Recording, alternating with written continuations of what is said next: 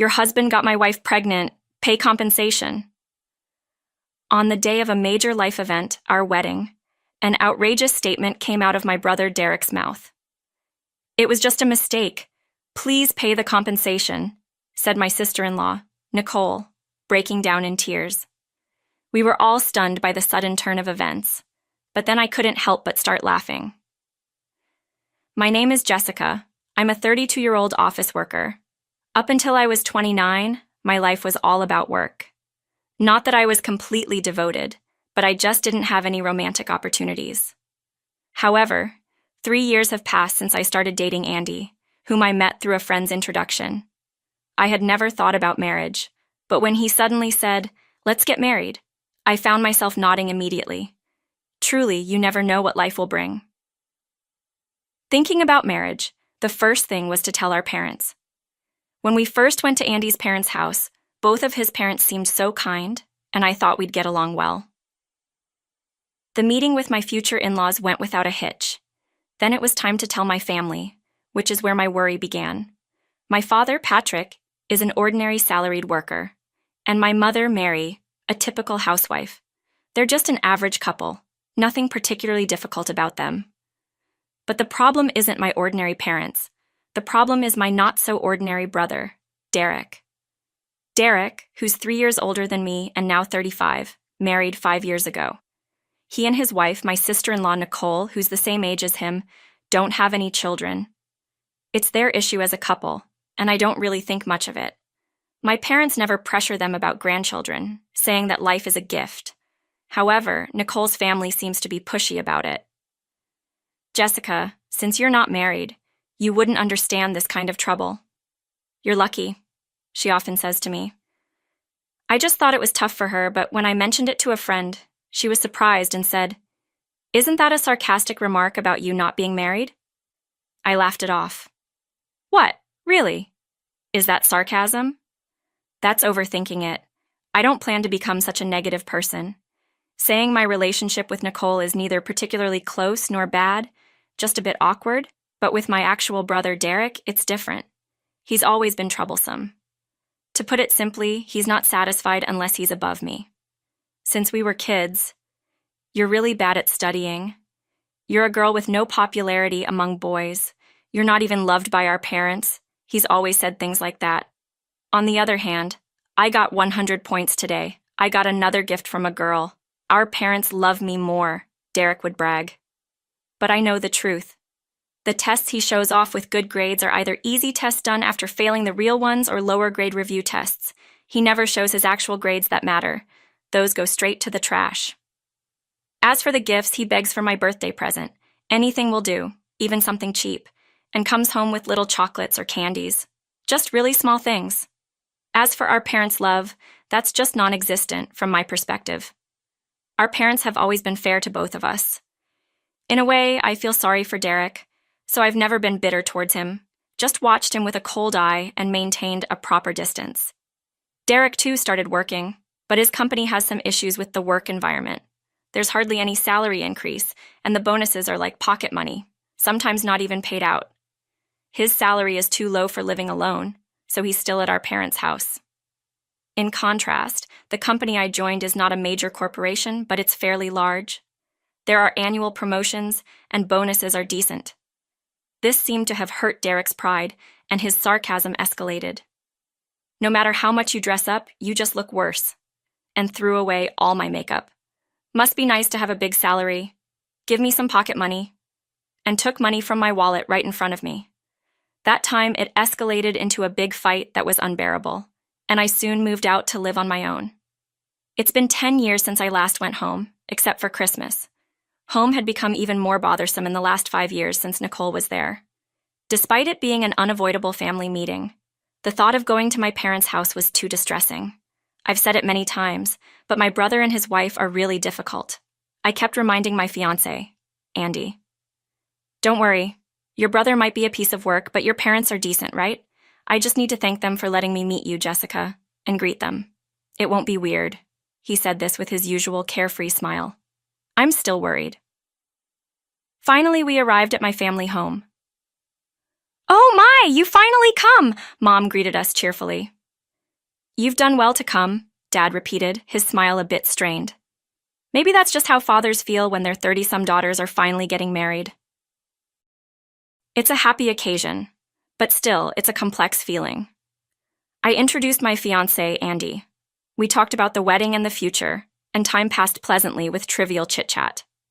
But then, the moment arrived. So, the sister who hardly ever comes home has returned, Derek said as he walked in, a perfect first dose of sarcasm. Derek, what about work? Andy and I had taken paid leave to come here, but it was a weekday. Derek was supposed to be at work. In fact, that's why we had chosen this day to visit. Derek and Nicole were living with my parents not because they wanted to, but because they had no money. To avoid them, we planned our visit like this. Yet, here he was, home in the middle of the day. When I asked him, looking puzzled, Derek smirked and said in a snarky tone, "How could I miss the meeting of my dear sister's fiancé?" That's what I said. I wanted to say that we didn't need him there, but I held back, and an awkward silence fell. Sensing the tension, "Nice to meet you, Derek," Andy cheerfully greeted. He was so refreshing, almost too refreshing. It's like a halo was shining behind him with a forest backdrop, a moment of healing in my mind. I heaped endless praise on my fiancé. Derek's face, on the other hand, was slightly contorted. He was obviously not used to dealing with someone as strong-willed. Throughout, Derek seemed overwhelmed by Andy's constant smiling. "Then I'm back," a voice echoed, followed by the sound of someone returning. "Hi, is Jessica here?" Nicole, my sister-in-law, showed her face. Derek's salary alone wasn't enough for them to live on, so of course she also worked. Which begs the question, why wasn't she at work? Stunned by the sudden arrival of Derek and Nicole, my parents and I watched as Derek boldly sat down next to me. Why? And then Nicole, for some reason, sat next to Andy. Why, what's with that face? Derek, the complete opposite of my refreshing fiancé, wore a dark, ugly, sarcastic smile. When I asked what that smile meant, "Well, I'm just surprised someone would marry someone like you," the second wave of sarcasm hit. "What? Hey, what's your name?" Derek rudely asked my fiancé. When Andy responded, "So, Andy, if you want to call off the marriage, now's your chance." What is he starting now? "Hey, Derek, as you can see, she's not much to look at, but marrying her would be an even bigger mistake. She's truly hopeless and an awful person." "Hey!" I tried to stop him, but Derek wouldn't quit. "Call off the marriage before you regret it," he declared.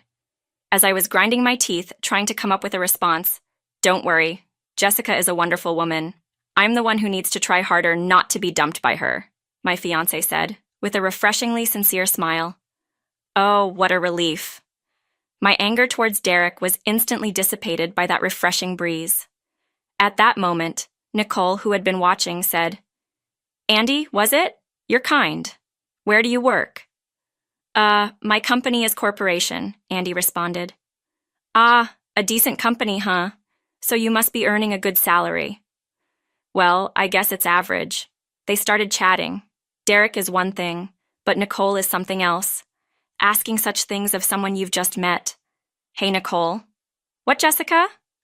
"It's important for marriage, isn't it? I'm just making sure your precious daughter doesn't end up with the wrong man, so Patrick and the rest don't have to worry." "That's none of your business. This should have been settled when we first talked about marriage.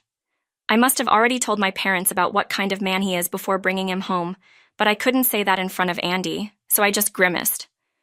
While this was happening, Nicole started draping herself over Andy's arm. "Hey, Nicole." "What?" "I'm just trying to get along with my brother-in-law, so be quiet." No, that's going too far, right, Derek?" I thought surely even Derek would see this as too much, but there he was, drinking beer in the middle of the day. "What are you doing?" "What? I'm just toasting to my poor sister's miserable marriage." Toasting to something miserable? Everything was chaos. My parents were confused and couldn't handle the assertive Derek and Nicole. DK was drunk, and Nicole was making advances on Andy. As Andy tried to push her away, she clung on more tightly. I tried to pull her off. "What is this madness? I'm so sorry about my family." "No, it's okay. It's more than I was told. You've had it tough, Jessica." As we were leaving, Andy said that to me and affectionately patted my head. Such a refreshing breeze despite the troubles at the family meeting. Once it was over, there was no need to see Derek and Nicole again, and things went smoothly. Then, finally, on the day of the wedding. Oh, I'm so nervous. I was the one looking tense in the bridal room. Are you okay, Jessica?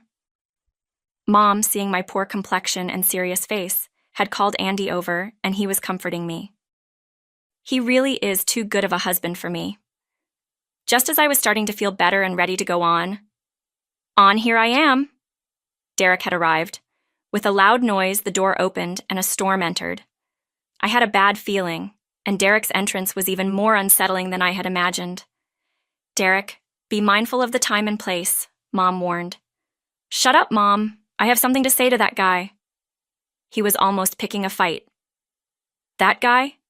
When Derek pointed, it was Andy, my soon-to-be husband. Me? Andy looked confused. Turning to me, Derek said, The man you're marrying today, your husband, got my wife pregnant. What? I couldn't help but scream at the sudden bombshell. The pregnancy was confirmed at the gynecologist. It happened at a time I don't recall. In other words, my wife Nicole has been unfaithful. Cheating aside, how could it possibly be Andy? Nicole said. So what? I was completely flustered by the situation, confused. I looked back and forth between Nicole and my husband.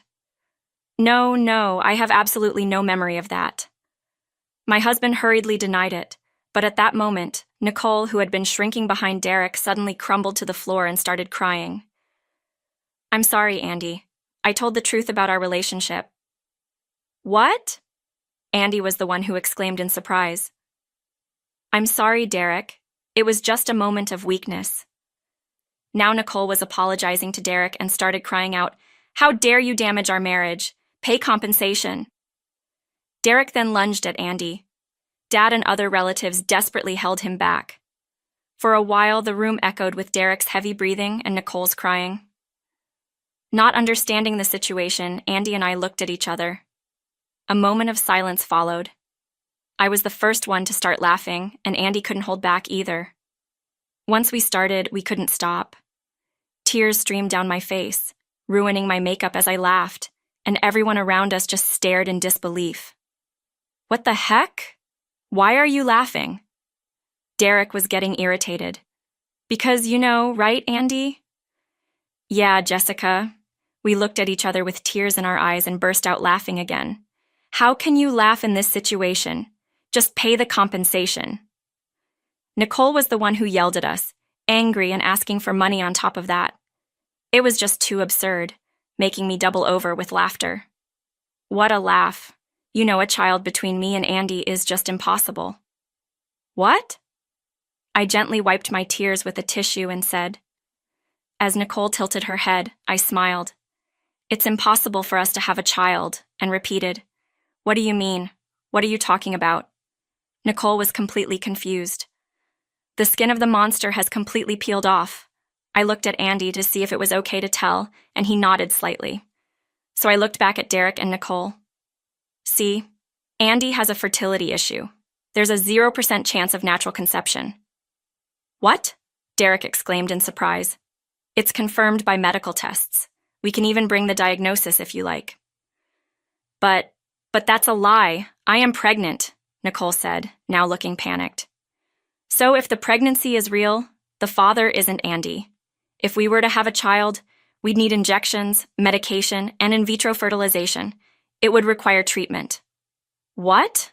Nicole's face turned even paler. Then she looked at Derek, who was staring at her with an incredulous expression. Hey, Nicole, what the hell is this? You said you cheated on me with Andy, right? Yes, I did. Andy contacted me, and I couldn't refuse because of his intimidating aura. But it was just a moment of weakness. I only love you, Derek. Only you. But they're saying Andy can't have children. Who did you really cheat with? It's a lie Andy made up. No way, that's impossible. I was just astonished at Nicole's implausible story. From the day of the family meeting when Nicole first met Andy until today, we've been almost constantly together, busy with wedding preparations and planning our life together. Do you think there was time for an affair? That's when Derek said, "You said you were meeting Andy frequently during the day and weekends having an affair, right?" "Yes, that's right. Jessica, don't lie." No, Nicole, that lie is just too much." She was desperate to pin the affair on Andy. Well, let's all just calm down for a moment. Unexpectedly, it was Dad who spoke up. His normal tone was almost disarming, but then Dad made a not-so-normal statement. "Since both of you are cheating on each other, let's just call it even." I wondered if calling it even was really appropriate in this situation. I couldn't grasp Dad's words right away and blurted out a dumbfounded response. "Derek too? Huh? And Nicole as well? Huh?" All three of us were in sync. "Wait, Dee, what are you saying? Jessica might not know, but living together, Mary and I have seen it all." "Huh? What?" I was confused and struggling to understand, but Dad just gave me his usual normal smile. "Hey, old man, stop talking nonsense." "What nonsense? It's the truth, isn't it?" Dad calmly responded to the panicking Derek.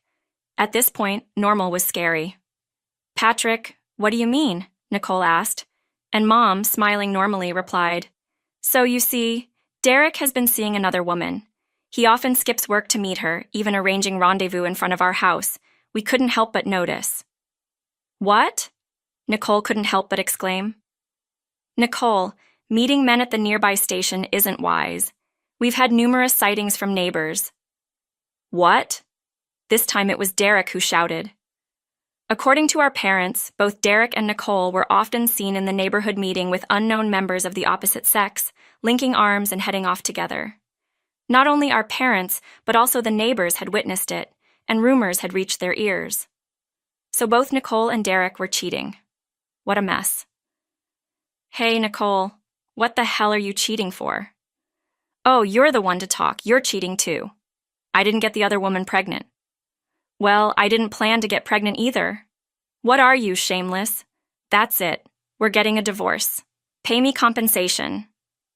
"What did you say?" "I'll be the one leaving you. You pay compensation." Wow, this was a real mess. Just when I thought things couldn't get any worse, Dad snapped his fingers. Suddenly, uncles and adult cousins came in, grabbed Derek and Nicole, and pulled them out of the room. Throughout, Derek and Nicole were accusing each other. "It's your fault." "No, it's your fault." What an unsightly exit. After they left, their voices faded away and finally disappeared. I later heard that our uncles had firmly lectured them and sent them away. The room fell silent. "I'm so sorry." Reflecting on the chaos, I deeply apologized to Andy, my soon-to-be husband. "Aren't you regretting marrying into a family like mine?" That was my biggest worry. I was prepared for the possibility that the wedding might be called off, but then I was enveloped in a gentle warmth. Andy embraced me. "I'm okay. I love you no matter what happens, and I will protect you for the rest of my life." The moment he said that, tears just started flowing from my eyes. Afterward, redoing my makeup was a hassle, but the professionals fixed it beautifully. Then, as the happiest bride in the world, I had a joyous wedding. As for what happened to Derek and Nicole, they obviously got divorced. They just kept hurling insults at each other, never having a proper conversation, and it even went to court. It was a real mess. They were both cheating, yet blamed each other so vehemently. Eventually, their parents intervened with lawyers, and somehow they settled it. In the end, it was a draw, with no compensation paid by either party. Nicole's baby turned out not to be Derek's, so there was no child support. The father of Nicole's baby was apparently her married boss, and that situation also became a big mess. Eventually, Nicole, abandoned by her affair partner, was dragged back to her parents' home. She was crying and making a scene, and my parents just sighed over it. As for Derek, his affair partner was also married, and her husband found out. Of course, she dumped Derek, and then I saw my normally calm parents get really angry for the first time. "Jessica has been troubled enough by you not working properly and fooling around with your affair partner. We don't know such a son. Get out now." They nearly kicked Derek out. It's true, when normal people get angry, it's really scary. I don't know what happened to Derek after that. Apparently, he was frequently skipping work for his affairs and got fired, so I wonder how he'll live now, but honestly, I don't care. Regardless of everything else, I'll never forgive him for insulting Andy on our wedding day. It's one thing to mess with me, but it's completely unacceptable to harm Andy. That's how madly in love I am with Andy. Andy continues to bring a refreshing breeze into my life. A new happiness is coming to our happy home. I'm looking forward to meeting them. That's what Andy says as he gently touches my stomach. A life is growing inside. The fertility treatment was tough, but I happily became pregnant. There will be more challenges ahead, but I'm sure it'll be okay. With the kind and wonderful Andy and our beloved child, I feel that we'll build a happy, ordinary family.